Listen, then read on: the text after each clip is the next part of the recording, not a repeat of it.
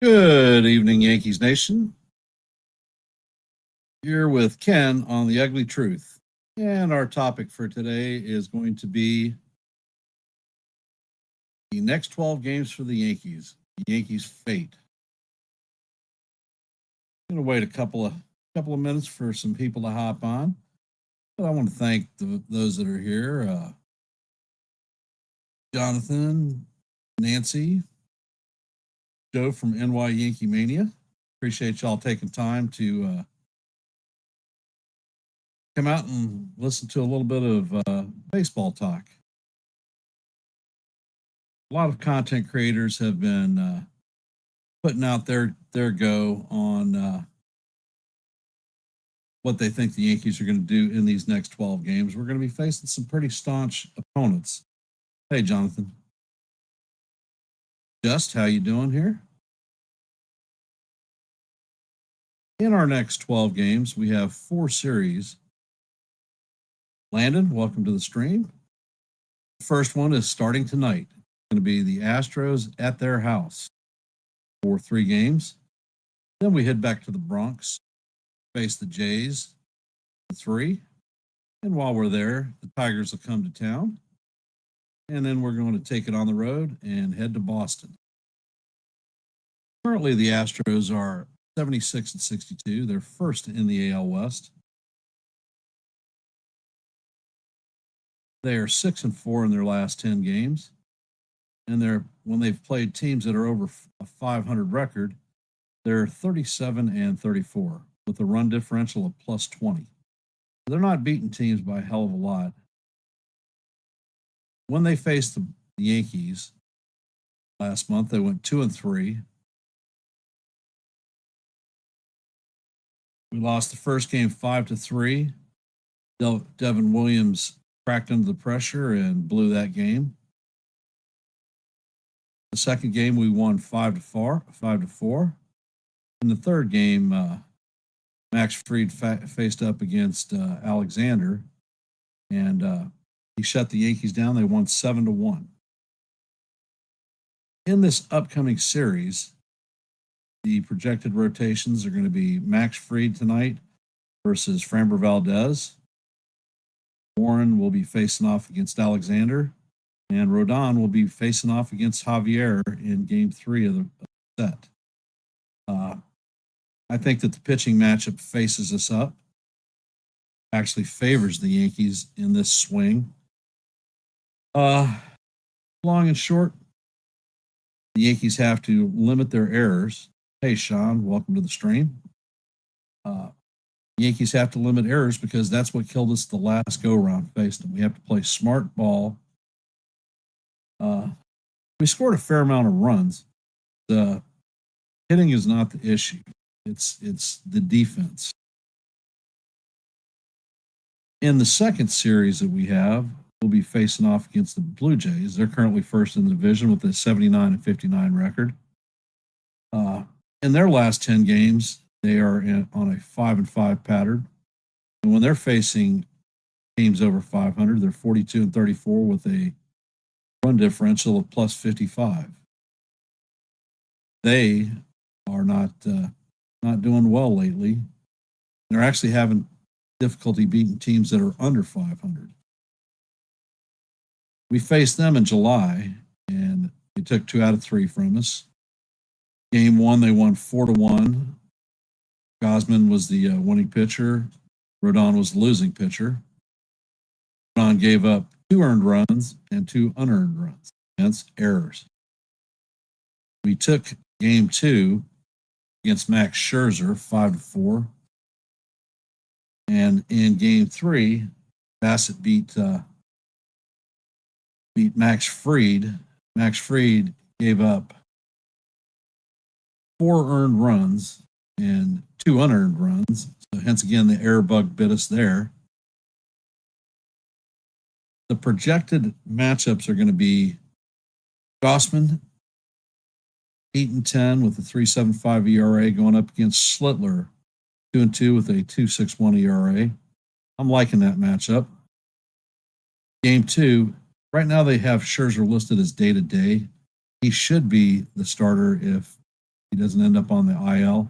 He's 5-2 with a 4.11 record, going up against Luis Hill, 2-1 with a 3.68. I like that matchup. Hill has been improving with each start, and long and short, I think he'll even be better when he face off against the Jays in our house. And the Game 3 matchup is going to be their ace, Chris Bassett, 11-7 with a 4.10 ERA versus Max Fried. Hence, the way that Fried is looking now compared to how he was when we faced him last time, I think we're going to end up on the better side of the rotational matchups there. In the third series, the Tigers are coming to our house. They're currently 80-59. In their last 10, they are 4-6. And when facing teams that are greater than 500, they're 39-34. They have a run differential of plus 88, so not bad. And we played them in April. April was a long time ago. We played them in the snow, and in Game 1, Eric Skubal, or Game 2, Game 1, Casey Mize beat Rodon 6-2. And Game 2, Skubal beat us 5-0. Carrasco was on the bump for us. And in Game 3, the Yankees took it 4-3, Fried versus Holton. The predicted matchup for that series is going to be Morton, 9-10 with a 5.51 ERA, versing up against Max Fried. Game 2 is going to be Gibson Long versus Warren. And Game 3 is going to be Casey Mize facing up against Carlos Rodon. This Yankee team isn't the Yankee team that they faced off against in April. The fourth game, hey, Jose, welcome to the stream. Fourth series is going to be the Red Sox. We're going to be facing the Red Sox in Boston. They are currently 77-62. In the last 10 games, they are 7-3. And when they're facing teams that have a hey, Cold Italian, how you doing? When they're facing teams with a greater than 500 record, they are 38-38, flat even. The run differential is plus 104, which is really good. They've been scoring a hell of a lot of runs. But the Achilles heel for that team is they've been matched up equally with a lot of errors. My take, in the Astros series, I think that we're certainly capable of taking 2 out of 3 from them. And essentially, we're fighting for our playoff life. Whether it be as the 4-seed division winner or the 1-seed wild card, it's going to take a lot for us. I believe the worst case scenario for the Yankees on this 12-game run, the worst that we can do and still be all right, is 6-6. I think personally that we're going to be a little bit better than that. I think we're going to go 7-5 on that run. My gut feeling is that we take 2 out of 3 from the Astros, possibly losing Game 2. Against the Blue Jays, I think we're going to take 2 out of 3. So that's 4-2. Then I think that we take possibly 2 out of 3 from the Tigers. That's 6-3. And then the Red Sox have really been a pain in the ass, and my fear is that we get swept by them. So that would put us at 6-6. We take 1, 7-5. So hence, in either case, I think we'll be fine, and I do believe that we will be fine. All right. So that's my 10 minutes of spouting. I'm going to drop a link down And anyone can come up and we can talk baseball.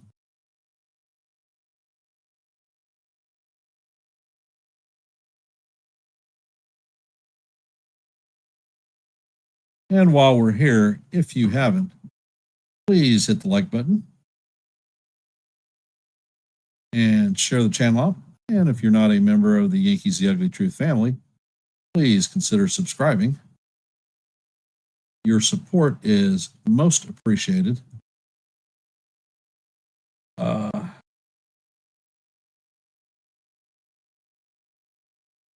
let's see. And our first guest is going to be the infamous John Browning.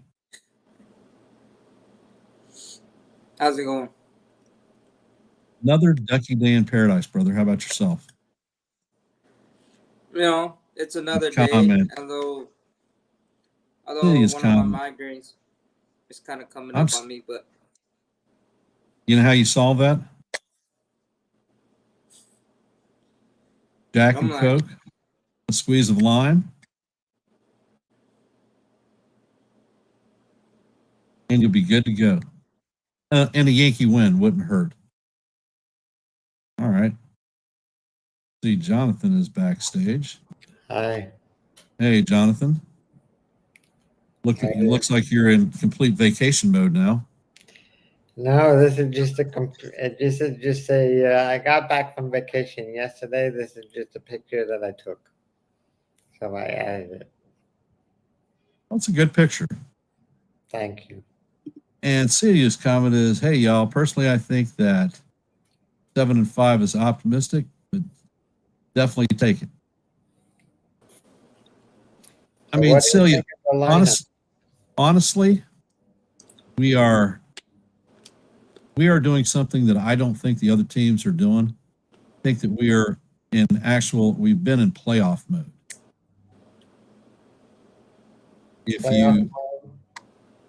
Yes. Because if we turn this one up, we're not going to make the playoffs. Oh. If we had a better bullpen to begin with, that we wouldn't be in this situation. I think the bullpen itself had blown what? How many games has the bullpen blown this year in the 8th or 9th inning? 10, 12? Possibly. It's more than one, I'll tell you that. I'm sure of that.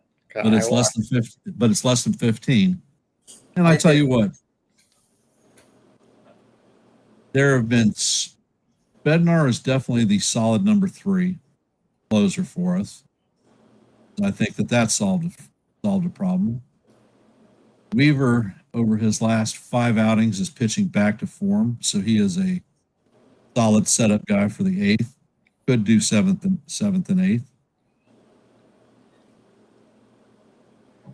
So here's another question. Both Weaver and Williams are free agents. Do you give either one a qualifying offer? Not a chance in hell. Neither one. Would you sign? The QO is going to be approximately $22 million. 22 million. Yeah. So do you re-sign one of them? I'd re-sign Weaver. I like Weaver better. If one is brought back, I would certainly think it would be Luke Weaver. He doesn't have the long body of work, but he's definitely shown improvements on the Yankee staff, and he is definitely a contributor. So what do you think a good contract for Weaver would be? 4 years, 15 mil. So that's 4 years, 60? Yeah. Yeah, something like that. Maybe in the free agent market, they might have to go a little bit above that. But I mean, me personally, I'm starting at 3. I'm not wanting to run into 4 to begin with. Okay. So 3 years, 50 million? Probably. Yeah. I mean, I'm just saying is this. Weaver went from a no one to basically being a great impressionation of Mariano Rivera, where he carried our rotation last year, and he's still proven to be solid. or carried our bullpen rather than our rotate. But I mean, he carried that back end of the bullpen when Holmes was imploding, and that changeup, man. I honestly would give a qualifying offer to Williams because I don't think he would take it. No, Williams. I think that last year's when Alonso took him deep in the playoffs, that kind of broke him. Well, you have So they to had- if you're a major league pitcher, you have to have a short term memory. If you don't have a short term memory, and probably can answer this better than I can, as a pitcher especially, then you shouldn't be playing in the major leagues. Well, you have to have a short memory. I mean, hell, fans tend to rock you very hard, and if you let fans get to you, you're cooked. You're not going to be able to perform on the big stage. 17 blown saves this year. Okay, so even if you won half those games, you'd have 8 to 9 more wins in the ninth inning. That's a first place. That would put you in first place. You'd up by 6 right now. yeah, So and yeah, and I mean, and Williams can't just say, well, it was the defense that caused, whatever. I never liked the players or the manager coming up with excuses about, oh, it's just the defense, or he's not in it today, or what's the reason to have this? Just say, I threw a bad pitch. I'll do better next time, and be straight with people. Don't tell people what you think what you think they want to hear. It's just aggravating when I hear something like that, especially from Boone. Even though that's his job, it's just aggravating to hear it. Well, yeah, I mean, I want to address a comment by Celia. And honestly, I really thought that the team was turning the corner before the Red Sox series. It seems like they almost were ready for them. Do you think they'll be better now after a week? Well, I think that we'll be facing them after playing 3 tough series. They're the last team on the leg. If we're successful against the Blue Jays, I think that the Blue Jays are actually the tipping point for us. If we can go out and we can play clean against them, I think that inspires the team even more.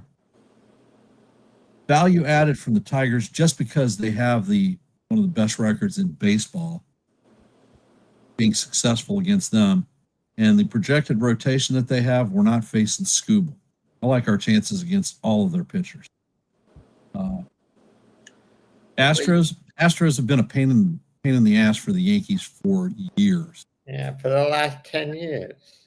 Exactly. Not 10, but ever since the Yankees traded, for some reason, ever since the Yankees traded McCann to the Astros has been a problem. yeah, So- I mean, So heads, the morale boost, us beating them in their house, actually getting players back. One of the questions that I wanted to address was the call-ups that we had yesterday. How do you guys feel about our September call-ups of Yarborough and Escara? Before I answer that, I want to add I think the key to the Astros series is to keep Altuve off the bases. I think that will be the key to the series. Well, I will tell you, Altuve, I'm not as worried about. The one that strikes fear in my heart from their damn lineup is Alvarez. Alvarez has freaking killed us for years. It doesn't matter what uniform he's wearing. He always seems to thump us hard. Yeah, he's a heavy hitter. And then if Jeremy Pena, can't remember if he got back from the injured list, but he's another guy that can just kill you. Um, Yeah, as far as the lineup, the roster, I like the lineup. However, I'm surprised that they didn't put Loizaga on the 60-day IL and call up another pitcher. I don't know what they're doing. I don't know why they haven't done that, but I'm surprised they haven't done it. well, I think what they're doing, one way is they're bringing in Yarbrough to be a long relief swingman to help with, Yeah, uh, heal and I support. understand, but what I'm saying is a little bit different. They're playing with one player short, so they're having right now a 27-man roster because they didn't put Loizaga on the 60-day IL and call up another pitcher. And my question is, why haven't they done that? Well, You're allowed to have 14 pitchers on your roster with the expanded roster. How many pitchers do we have?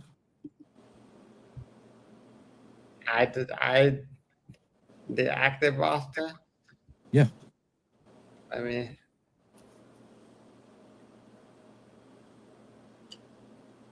And I think the placeholder on the active roster for a pitcher is Paul Blackburn. yeah, so we have 14 pitchers. yeah. Yeah. Because remember, we got Blackburn still as in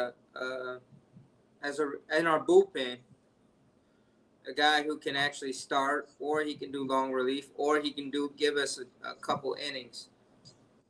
So what spot is Loizaga taking up? Because he's still on the 15 IL. He is off the 26 right now and still on the 40 man. And the Okay. two players that they brought up were both on the 40 man roster. So hence, if they would have brought a player like, say, Spencer Jones up, they would have had to have added Jones to the 40 man roster first, Yeah. which would have probably promulgated the Loizaga going to the 60-day IL to open up the 40 man roster slot. Do you see Slater returning? I do, and I do. think that Ascara is the placeholder for Slater. Yeah, I think what they're gonna do is because they can swap out one of the two call-ups, the September call-ups. They could call up when Slater's ready, call him up, and then go back down to two catchers.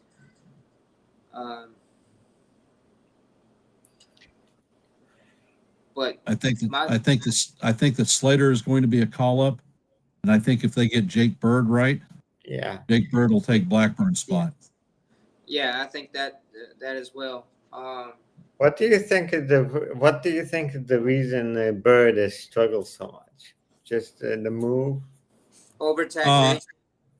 Too many Because using? I think that the usage was a little high from Colorado, but I think the bigger mitigating factor is he threw half of his games in Colorado. Yeah. He throws a hell of a breaking ball. And in Colorado, it just doesn't break that. You don't get that much movement because of the altitude of the field. So when do you see him rejoining the team?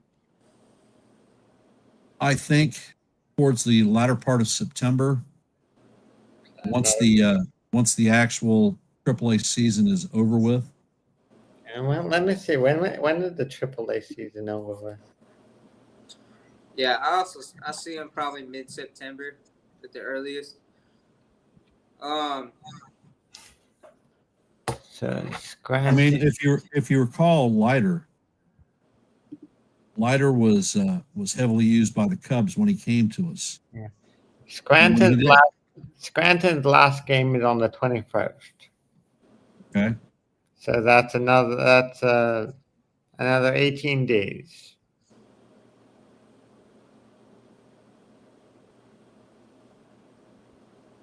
So that is definitely a possibility at that point that he gets brought up and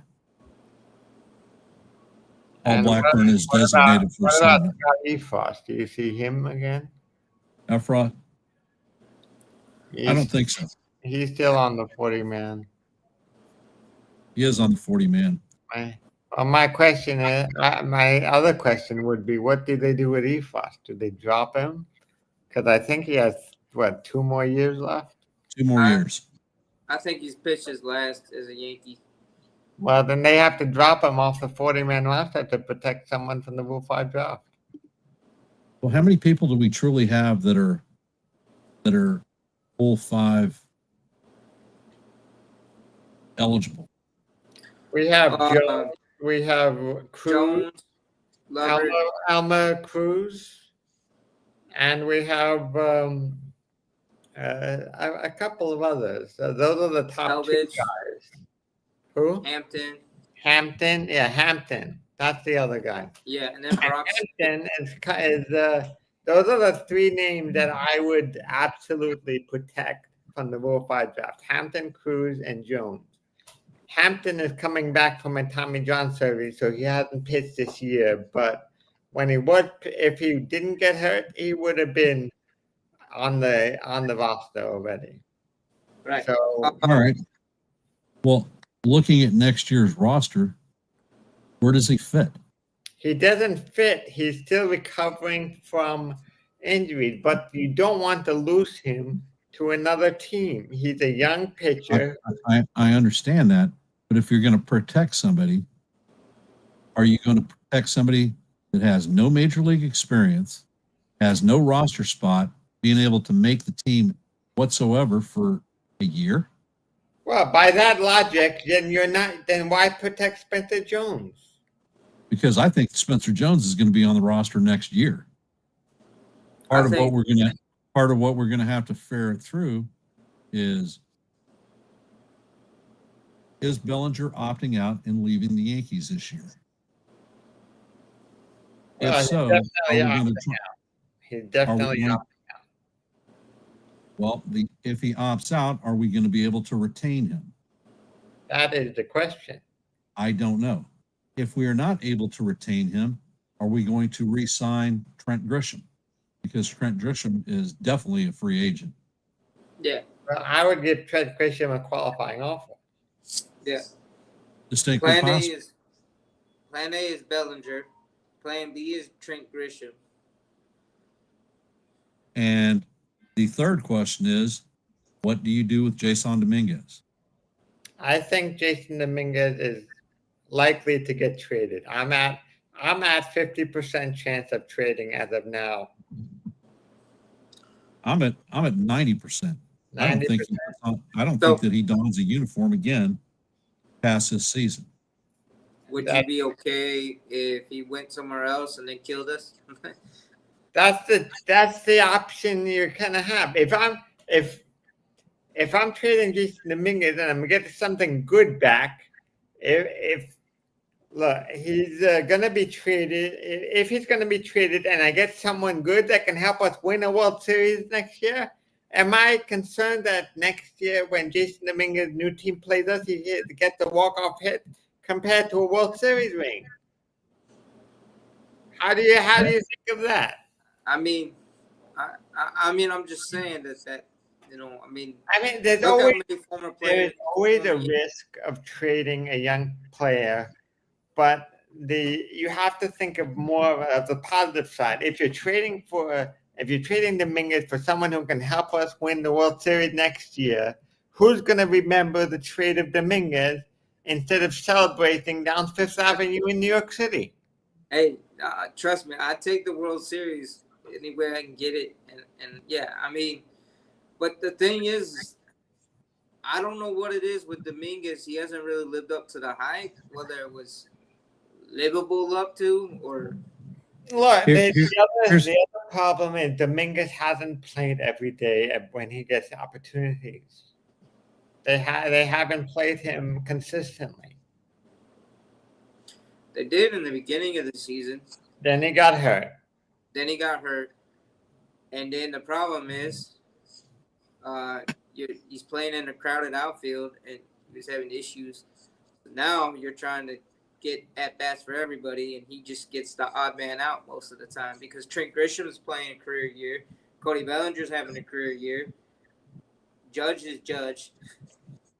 Well, that's just the way baseball is. You have to Oh, take yeah. the opportunities you're given. If you don't make the best of it, you're on the bench. Well, honestly, You probably understand that better than most. you have to earn your playing time. Yeah. If you do not earn your playing time, you're relegated as a bench player. If you compare Jason Dominguez to the three outfielders that normally hold fast with Bellinger, Grisham, and Judge, he doesn't cut the Oh, mustard. yeah. No, And you're right. if you do a further analysis on it, you look at the top home run and OPS outfielders in baseball. 3 out of the top 10 are Yankee. That's right. Bellinger, Grisham, and Judge. And Judge, yeah. Well, So- Judge leads that every year. So, Well, the long and short is the hitting is not the problem. It's the fielding. mhm. If you put Dominguez out there, he might make the play. Then again, he might not. If he makes the play, is he going to throw it to the right bag? Right. That's another thing. Look, as I said earlier, I won't be surprised if Dominguez gets traded. Yeah. And I believe indeed that is going to happen. And I believe that Spencer Jones is going to take that spot. I think Spencer Jones is going to be a better option and have a better career than Jason Dominguez at the end. Well, and here's the thing is, I mean, the way that this guy was hyped from when he was 16 years old. Well, that's a big problem the Yankees have. They hype up all their prospects to get the fans all nitty gritty on them, and then when they don't come through, everybody's throwing them again into the wolves. All right, I have SGA Sports Talk in the window. I'm going to add him to the stage. SGA, you're on the stage. If you go crazy, you're going to be gone quickly. Are we understood? I'm understood. All right, go ahead. Jonathan, how you doing? I'm good. What are your thoughts on your Yankees, man? How do you think they're doing this season? I mean, are they looking good right now? They've been on a good streak for the last week. I mean, 7 out of 8. I'm going to address the problem that Celia has. It's hard to say because Dominguez has already proven that he can hit major league pitching. Jones hasn't proven anything yet. Well, that's why he needs to be called up in this month. What? Most of the problems that Dominguez has had, and yes, he's had boneheaded base running plays too. But most of his problems has been fielding. And here's the thing. His contributions offensively hasn't really like broken out, or it's not huge, but Separated him. Yeah, it's not really separated him. And his fielding, although he's made improvements in spring training, he still made the errors like throwing the wrong base. Do you see any comparisons to Gleyber Torres in Dominguez in terms of his start of his career? Not. Let's see. Gleyber Torres was brought up as a shortstop for the Yankees. Yeah. It was very apparent that Gleyber Torres was not a shortstop. He was a very successful second baseman with regard to making spectacular plays. When it came to the ordinary plays, Gleyber Torres was a freaking soup sandwich, and I had a heart attack every time the routine ball was hit to him because I wasn't sure that he was actually going to make it to first base. Yeah. Remember, Hey Ken, so how do you compare that to Dominguez? Because Dominguez was always a center fielder, and he's playing left. Yeah, but if you look at Dominguez's stats and his numbers versus the scouts, The scouts classed him as a Juan Soto type outfielder, where he was an incredible bat with a below zone glove. So he wasn't a very good center fielder to begin with.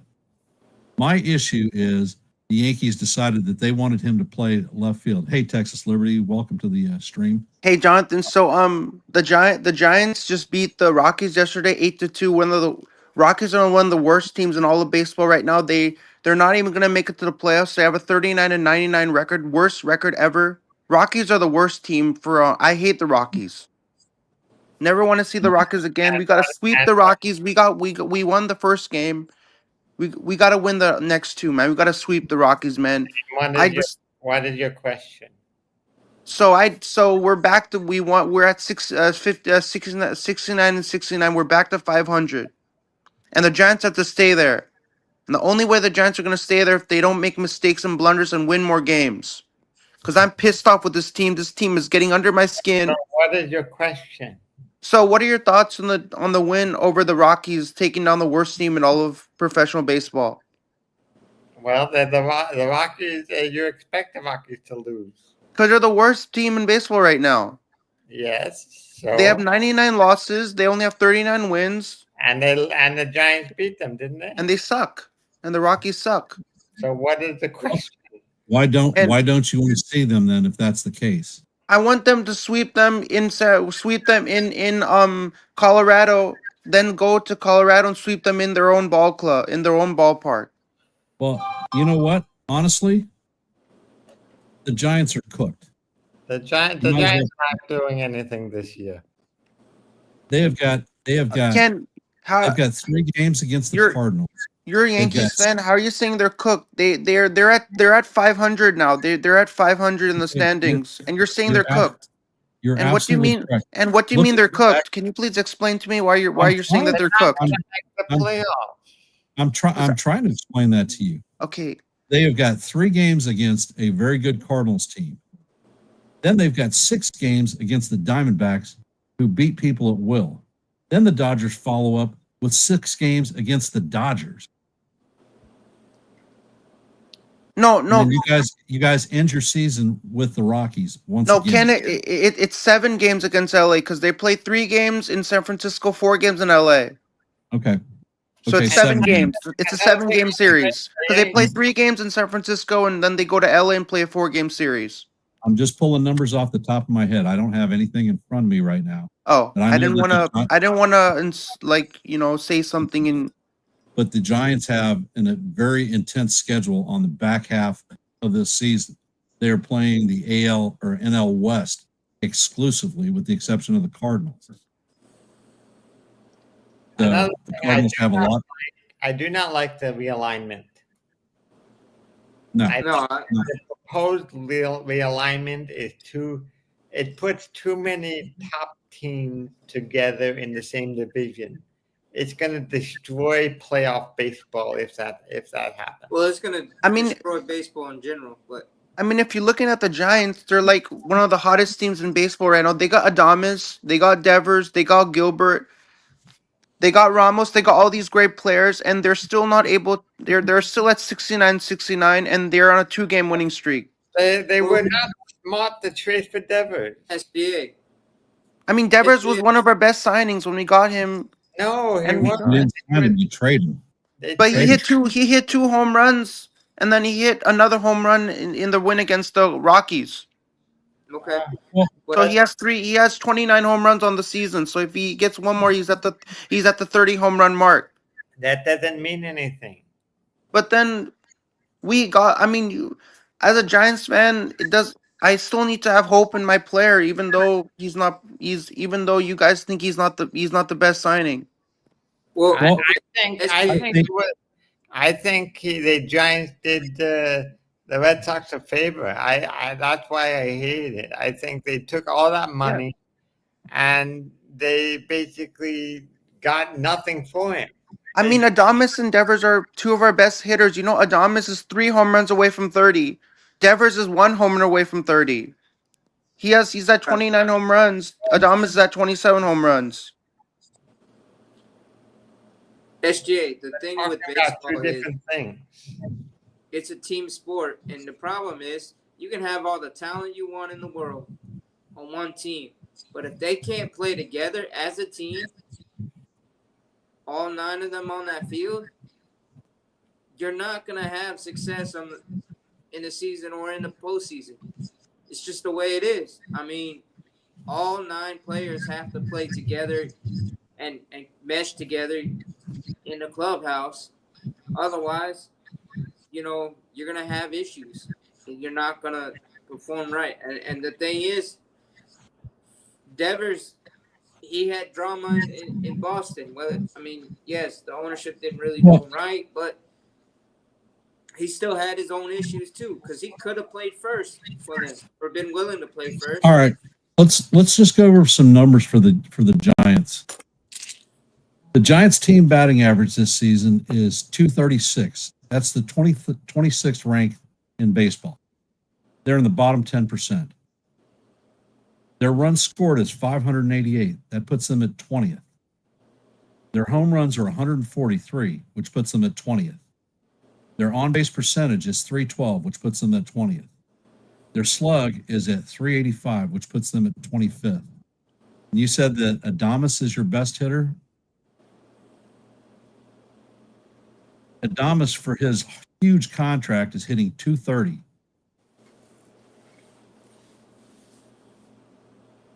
He has 26 home runs. That's a good thing. You look at Devers. Devers is hitting 254, so he's actually hitting over league average. And Devers has 14 home runs on the season. With the Giants. So as far as being impactful, those 2 players are not lifting the bar for you. The place that the Giants' strength is at is their rotation, their pen. The Giants have a 3.76 ERA, 6th best in baseball. They've only allowed 121 home runs, which is the best in baseball. Your pitchers don't allow home runs. Batting average against your team is not good. Teams are hitting 247. League average is right at 242. So teams are hitting over league average against y'all. And your team whip is 129, which is in the middle. I mean, there are some very, very good pitchers on that staff. Logan Webb definitely being the ace of the staff.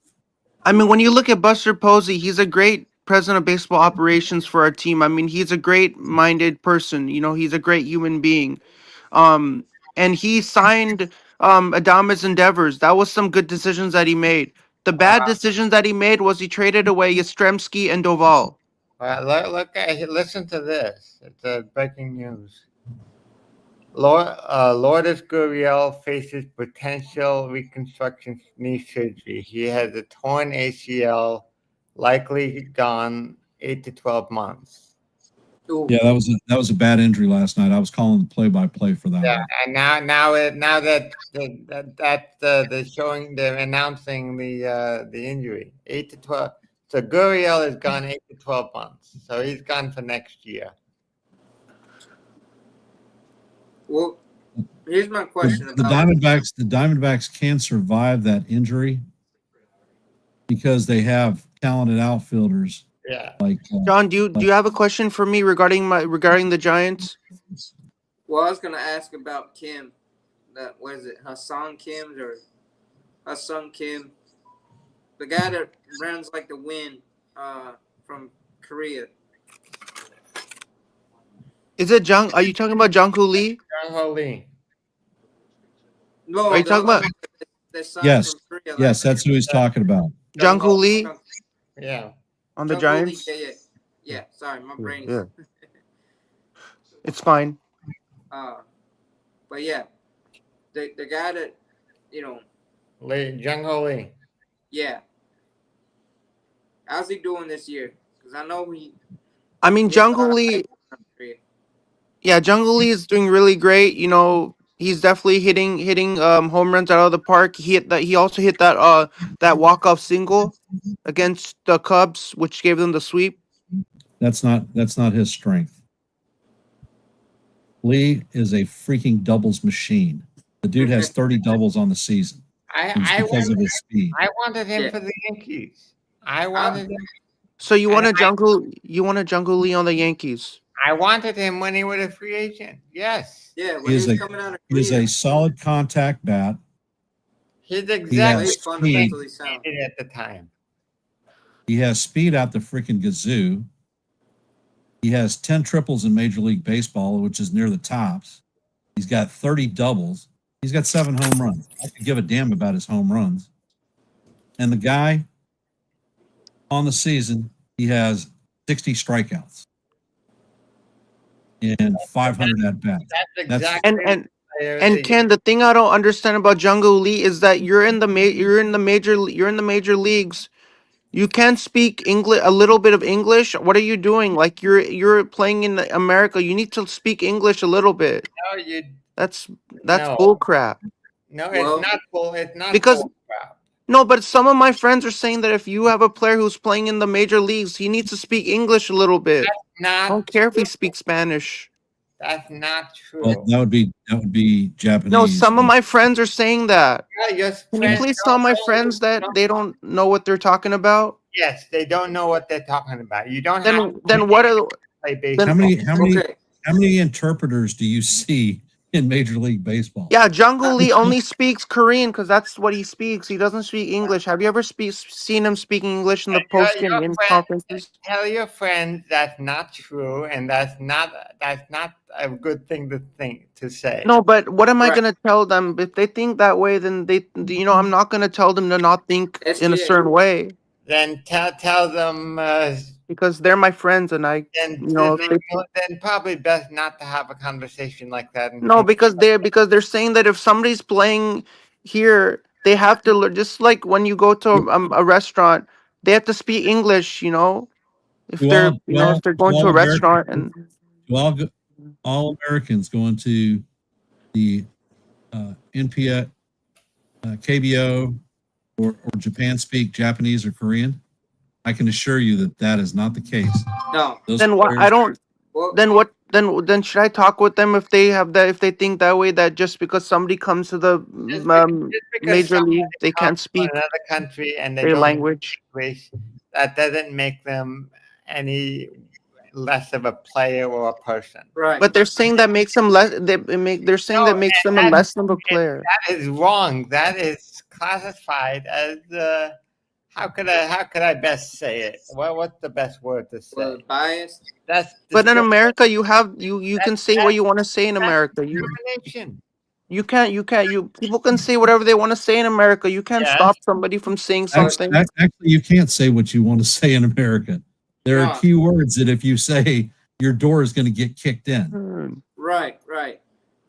But SGA, you tell them this: Ichiro Suzuki, his whole career, people didn't know he could speak English fluently. He barely ever spoke English. Most of the time, he spoke in Japanese because he was dealing with a lot of the press. The same thing with Hideki Matsui, and others. So, I mean, there's even Hispanic players that speak mostly Spanish and barely speak English. But some of them do So- learn the language. So know I what? so what You so don't you what you think- I you should don't tell my think friends is that's wrong. If they think that way, that's wrong. If they think that way, because that's not the Well, right approach to think. Do you think that that's wrong? That is wrong, and my friend should then- have a. They should think better than to discriminate against a player just because he doesn't speak English. And then they should be like, what are you like? You're don't discriminate. Discrimination is never good, Well, that's true. and However, people are discriminating, and I don't like discrimination. So I'm like, Then I have a maybe program- you need to Give me- get give me- new friends. I got a programming note real quick. Tomorrow on NY Yankee Mania at 2 p.m., Sean Chacon is going to be interviewed by Joe and his team. I recommend everyone hopping over and checking the interview out. Joe Yankees 28. He has at AOL.com. Submit questions that you might want to have him ask Mr. Chacon.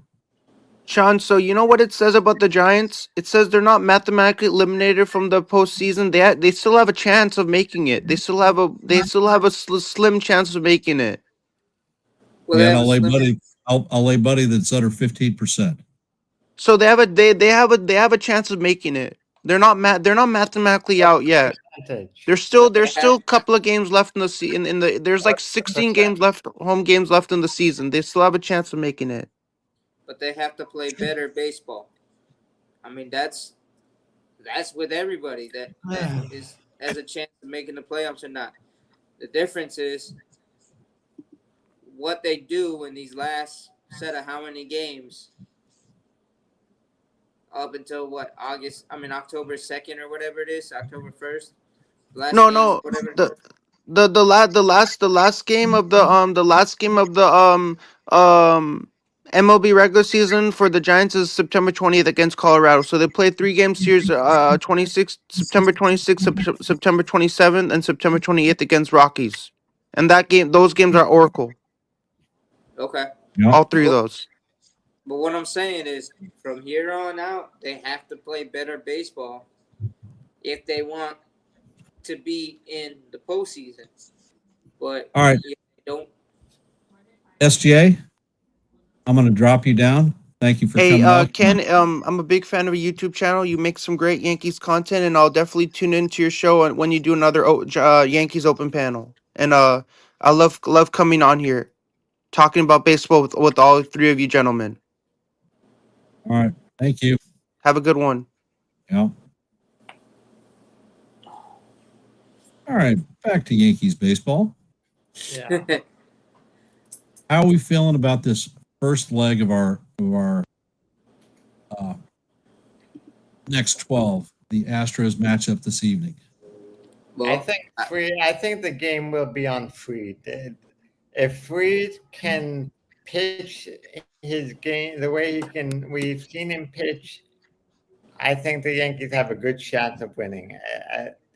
The game will be based on how Fried. It will be Fried. Is Fried going to be the dominant player that he was early in The the first season, 19 games? the first 19 games, or is he going to be the wild game? The way he His last 3 starts have been very encouraging. Yeah. So I think you'll find out probably in the first 2 innings whether Fried is on his game or is he having an off night. Because if he's on his game, I think the Yankees have a very good chance of taking the game. If he's all over the place and had no control of his pitches, then we're in for a long night. right. Yeah, no, I think that it's 2 things. One is Fried setting the tone, and 2, we'll know in the first 2 innings how the offense is gonna but they have to grind out at bats against Framber Valdez. Yes. They gotta work the count every single time. But but I believe we can get to Framber Valdez. But he is a nasty pitcher, and it almost on paper it looks like it's gonna be a pitching duel, Fried versus Valdez. It's gonna be this game is not gonna be a walk in the park. It's gonna be a hard fought game. No, it's not gonna be a high scoring game either. Hard fought game. Right. The thing that scares the crap out of me about tonight's lineup is going to be Giancarlo Stanton in left field. Yeah. Well, and Volpe. batting Volpe 6 is not the. Well, I don't know. I mean, I don't know why. Volpe is batting. I honestly would switch Volpe and Caballero. That's what I would do. I think that would be a better lineup. If Volpe and Caballero get on base, I want to see them doing those double steals like they did. Yeah. I would like to see Volpe steal more. I think he hasn't utilized his speed quite as often. And I don't care what the Yankees think about the damn analytics. They should ignore it, play the game, take the base, make a big problem with Volpe is pitchers around the league are not scared of him. They don't look over. He jumps back and forth, takes the giant lead, and then he hops back to the base. He doesn't make the pitcher. He doesn't scare the pitcher, and he doesn't steal. All right. Here's some numbers for you for Valdez as he matches up against the Yankees. He's faced the Yankees 6 times in his career. He has 1 win and 1 loss. His ERA against the Yankees is 4.99. He has 30 strikeouts against the team, and he's giving up an average of 4 runs a game while he's in. He tends to walk a few too many batters, and I think that is going to spurn our offense on. And if he makes a mistake to one of the heavy hitters, life could be ugly for him at short. Well, you also have to remember that they don't have Hader. Yeah, that's true. Their lockdown closer is not there. What happened to Hader anyway? Hader got injured, right? Or Yeah. Let me check real quick. Yeah, I remember hearing about it. I just don't remember. Yeah, I can't remember exactly, but I think it was an injury or something. Josh Hader, 15-day. He has a left shoulder capsule strain. So he's probably gone for the season.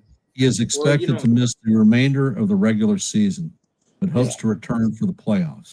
Is that his pitching shoulder? Yes, he's a left-handed pitcher. Okay, yeah. So that that's going to be lingering. Like you said, it's going to be pretty much the whole season, rest of the season. But he is not going to be there for them tonight. Right. Well, and then here's the other thing too. Judge is getting back to being Aaron Judge. Yeah, he was on a slow stretch for a month. Unfortunately, the problem is Aaron Judge isn't Aaron Judge when he's playing the Astros. But I think maybe he can have one good series and change that around. Just like A-Rod in the playoffs. I think Aaron Judge just needs to go on a tear. He's on I guess you can call an A-Rod slump. He doesn't do well in the playoffs. He just needs one playoff, one run, and everybody will forget about what he did in the past.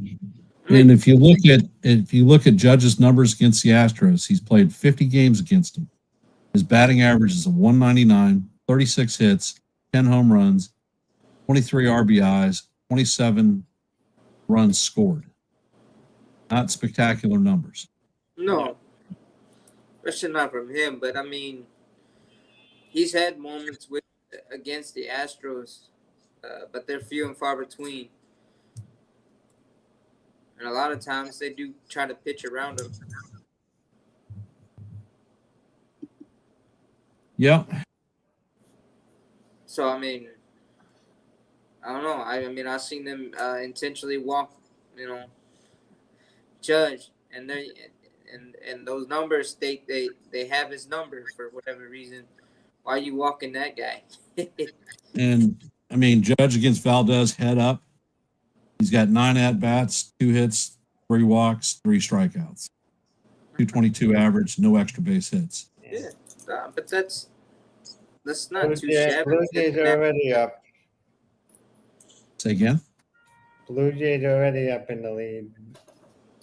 Who are they playing? Cincinnati. They just scored 4 runs. They might have more. Yeah. 4-0. 4-0 going to the bottom of the first. Well, Cincinnati can come back from that. But also the thing is, we got to keep pace with them if Oh. we want a shot at taking the. You know, at the same time, the Pirates just scored 4 runs off of Clayton Kershaw. I think Kershaw's toast at the end of his career. This Him is and this is Verlander. Kershaw's last year. I think so. You think it's Verlander's last year? It should be. Verlander came back this year and basically, I think he probably should have done what Mantle did. Mantle came back in '69, and he retired 2 months later. Right. All right. That's what Verlander should have done. Giancarlo Stanton's numbers against Valdez. He's seen him 15 times, has 6 hits, batting average of 400. He has 5 RBIs and a home run. Well, I mean, Big G, when he's locked in like he is right now, he can hit anybody. He's unstoppable. Like I says, I got no issues with Big G's bat whatsoever. He scares the crap out of me as a as an outfielder. The range. I think he's one step away from a freaking hamstring injury. Right, but you know, For those of you that are here, if you could, please hit the like button and share the channel out. And if you're not a member of the Yankees The Ugly Truth family, please consider subscribing.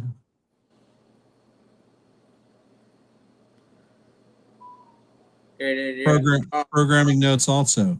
At 8:05, I'm going to be doing the play-by-play for the Yankees versus the Astros Game 1 right here on Yankees The Ugly Truth. Immediately following this stream, we're on NY Yankee Mania with Joe, Evan, maybe Sean and Jonathan, George. They'll be having a post-game review, so tune into that.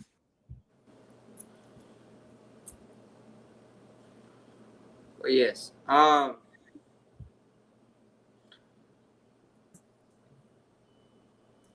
was it? Oh yeah.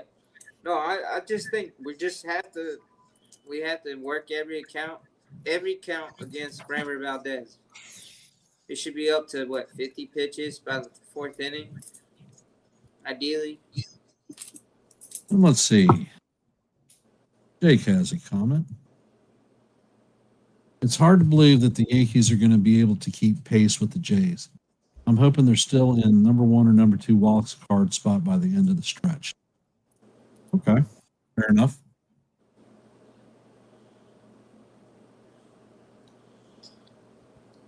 Well, I mean, the only way the Yankees catch the Blue Jays is they go on a hot streak and the Jays go cold in September. Well, it is not outside the realm of the Yankees going on a hot streak. It's possible, and again, the season is not over yet. We have a month left. Well, in 4 weeks, in 4 weeks, it will be the end of the season. Well, we'll know a lot more by then than we know now. Yep. Right. I think in 12 games, we're going to know a lot more about the season. Yes, but I'm just saying, because it's the end of the last month, 4 weeks, we'll know a lot more by the last 2 games of the season. In either way, if we get hot right before the postseason, man, the other teams better be looking out. You know what? I'm not worried about what other teams are doing. We got to worry about what the Yankees are doing. The Jays also had an early lead yesterday, and they blew it in the 9th inning. So, 4-0 in the first. All right. Well, no issues. Also, the thing with the Reds, they're an explosive team. They can put up a big inning on you, quick, fast, and in a hurry. I will tell you what. Personally, I think that Tito Francona is one of the best managers in baseball. And if anybody can navigate that team through rough waters, he is certainly one of them. Oh yeah. Oh, Tito was Hall of Fame in my book. If he's eligible, I put him. He took the Red Sox to the World Series twice. Well, no, Yes, he did. So no, but I mean, So like, hence, don't think you're going to have an issue with managerial decision with Francona in the dugout. no. And And he will get the most that he can out of every player there, whether Well, it be a normal every starting team- game or a bullpen. yeah, every team he's managed, he has improved them significantly. I mean, the Guardians, the Red Sox, whoever it was before the Red Sox, I think it was the Twins or something else. He took them from like laughing stock to, contenders. All right, perennially. folks. We have been on for about an hour and 5 minutes, and I'm going to shut the stream down because I need to get some dinner for the play-by-play. so do I. So hence, we're about an hour away from game time. And final thoughts, Jonathan? Final thoughts. I'm hoping Fried comes through with a big game, 7 innings, 2 runs or less, and let's get a win tonight. Oh yeah. John? It's pretty much the same thing. Let's go Yankees. Give it our all. And let's go win tonight. Let's be the savages in the box again. Without a doubt. I want to thank everybody who has taken time out of their busy Tuesday afternoon / evening to spend time here on the chat. Before I shut it down, if you could, please hit the like button and share the channel out. If you are not a member of the Yankees The Ugly Truth family, please consider subscribing. And if you are actually subscribed, hit the notification so that you know when we are online. Appreciate the support, and I will end with let's go Yankees. See you in the funny papers, and hopefully see you in the play-by-play in about an hour. Have a great night.